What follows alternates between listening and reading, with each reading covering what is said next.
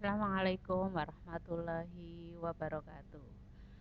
Ketemu lagi dengan saya, Ibu Yumina, dari Universitas Nahdlatul Ulama dengan mata kuliah struktur data dengan subtema atau materi bahasan adalah struktur atau record. Gimana kabarnya mahasiswa semua? Semoga tetap sehat, diberi kenikmatan sempat untuk selalu menuntut ilmu, belajar, dan selalu mengembangkan diri. Oke, kita mulai saja materi pembahasan pada kesempatan kali ini. Apa sih yang namanya struktur atau record?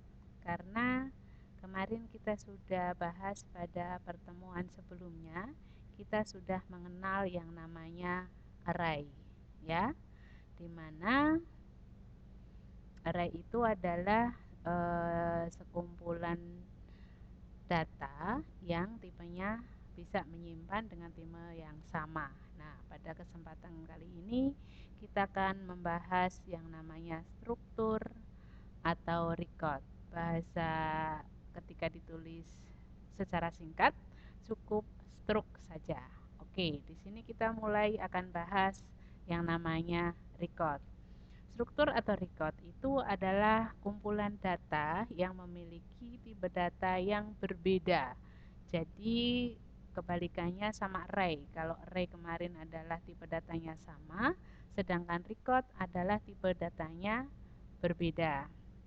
Secara pendeklarasian atau penulisan, struk sangat berbeda dengan array yang hanya memiliki satu buah tipe data untuk setiap kumpulannya. Jadi ketika array itu tipe datanya hanya satu. Nah, sedangkan untuk struk digunakan apabila data yang ingin dikelompokkan memiliki tipe data yang berbeda. Nah, contoh pendeklarasiannya adalah seperti di bawah ini. Jadi di sini dituliskan ada pendeklarasian struk dulu atau record. Struk mahasiswa. Di sini tipe datanya adalah karakter untuk menyimpan name. Ada karakter lagi menyimpan nama sepanjang 25. Ada karakter lagi jurusan menyimpan sebanyak 2. Float berarti bilangan pecahan untuk menyimpan IPK. Nah, disimpan dengan nama MHS. Nah, contoh yang kedua di sini adalah struk tanggal. Nah, tanggal di sini punya tipe data yang sama, yaitu integer. Angka untuk tanggal, angka untuk bulan, dan angka untuk tahun disimpan dengan nama tanggal. Atau bisa ditulis struk tanggal cukup satu tipe datanya di depan, yaitu integer, tanggal, bulan, tahun disimpan dalam tanggal. Oke, gimana untuk contohnya? Sudah bisa dipahami dengan baik? Oke, selanjutnya kita akan menerapkan pendeklarasiannya atau aturan penulisannya. Jadi, aturan penulisan di struktur atau record yang butuh dipahami pertama itu urutannya adalah harus ada struk tulisannya, diawali dengan struk, diikuti dengan nama strukturnya. Nah, contohnya di sini adalah struk, namanya adalah data mahasiswa. Jadi harus ada kata struk di sini. Terus yang kedua dibuka dengan urung kurawal. Berikutnya adalah tipenya, tipe 1, tipe 2, tipe 3, terus nama elemennya apa, nama fitnya apa. Nah, contohnya di sini adalah long integer untuk name, karakter untuk nama, karakter untuk fakultas.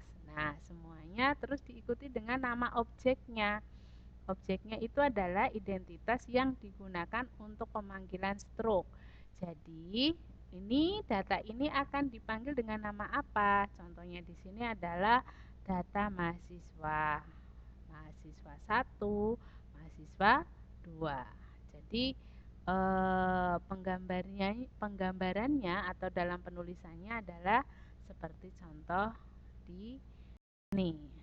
Ya, jadi intinya ada 3 hal yang butuh dipahami dalam penulisan struktur atau record. Yang pertama adalah nama strukturnya. Yang kedua adalah tipe elemennya atau anggota dari elemen yang akan digunakan untuk menyimpan. Yang ketiga itu nama yang buat manggil itu apa. Nah, 3 hal inilah yang butuh dipahami di pendeklarasian struktur atau record. Oke, bisa dipahami dengan baik penjelasannya? Ya, selanjutnya kita lanjutkan dengan kemarin kita sudah mempelajari array dan saat ini kita record. Jadi di sini biar lebih jelas saya gambarkan dengan apa sih persamaan dan perbedaan antara array dan record. Persamaannya yaitu kesamaannya alokasi memori untuk elemen-elemen. Jadi elemen-elemen itu bisa disebut dengan feed, bisa disebut dengan atribut, bisa disebut dengan judul. Jadi untuk menyimpan elemen-elemen ini sudah ditentukan sebelum program dijalankan. Jadi ketika kita membuat array maupun record, kita sudah menentukan dulu apa namanya sebelum program itu berjalan. Contohnya di sini ada elemennya A, elemennya bil, elemennya nama, elemennya jenis kelamin. Nah, ini semua harus sudah ditentukan sebelum program itu kita jalankan. Ya, itu adalah persamaannya. Baik di array yang atas contohnya, yang bawah adalah contohnya record atau struktur. Nah, sekarang terus perbedaannya bagaimana? Nah, perbedaannya itu adalah array tipe data dari elemen-elemennya harus sama. Jadi di array itu elemennya tipe datanya harus sama. Dan diakses melalui indeksnya. Jadi pembacaannya itu sesuai dengan urutannya atau indeksnya. Sedangkan struktur atau record itu adalah tipe datanya dari elemen-elemen yang tidak harus sama. Jadi elemen tersebut diakses melalui identitasnya atau nama variabelnya. Jadi semoga di slide ini sudah banyak memberikan pemahaman lebih dilihat dari persamaan dan perbedaannya antara array dan record. Oke, semoga sudah tambah lebih paham. Kita lanjutkan yang berikutnya. Array dalam record itu adalah ini elemen array dapat juga digunakan untuk data yang bertipe struktur atau record. Jadi array dalam record. Jadi di dalam record bisa memuat array. Nah, caranya gimana? Caranya membuat tipe nama record. Jadi tipe namanya record atau struktur. Yang kedua, membuat nama alias tipe array yang elemennya adalah record. Yang ketiga, deklarasikan variabel-variabel yang mengacu pada nama tipe alias array-nya.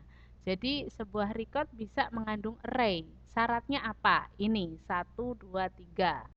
Oke ya, jadi sekarang bisa digambarkan bahwa record lebih akan bisa menyimpan data yang sangat banyak dibanding array, karena array sendiri bisa masuk di dalam record.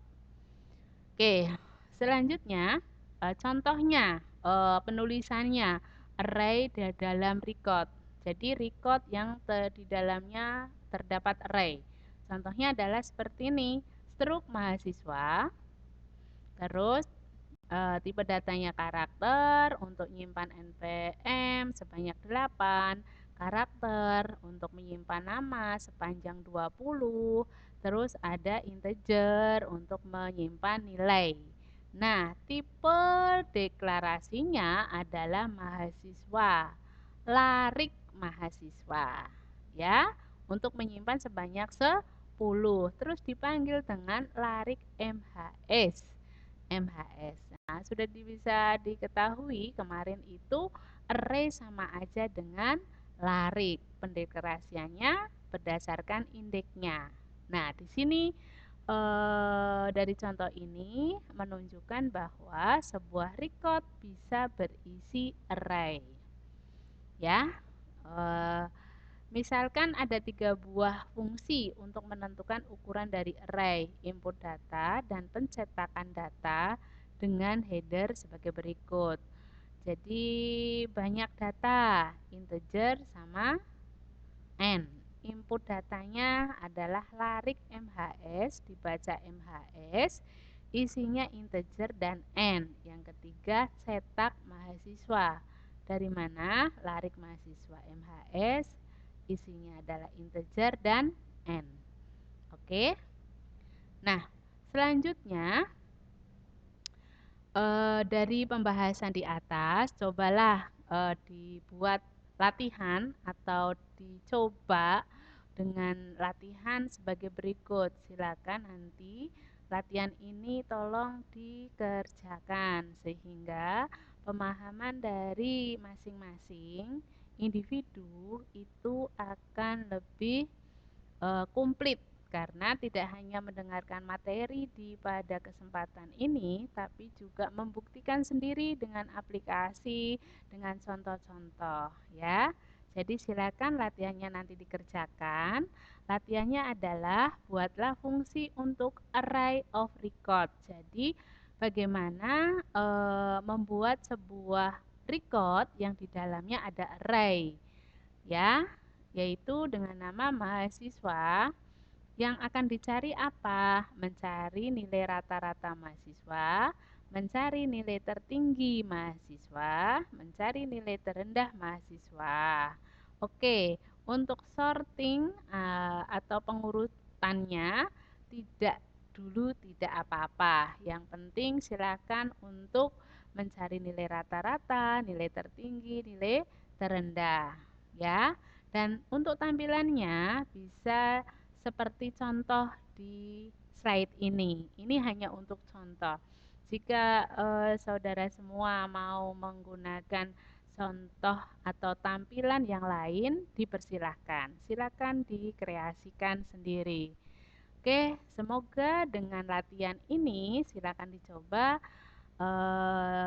Semoga ada pemahaman baru, ketemu dengan penalaran yang lebih baik, sehingga antara pengetahuan yang diterapkan akan menghasilkan pemahaman yang komplit. Itu yang kita harapkan bersama.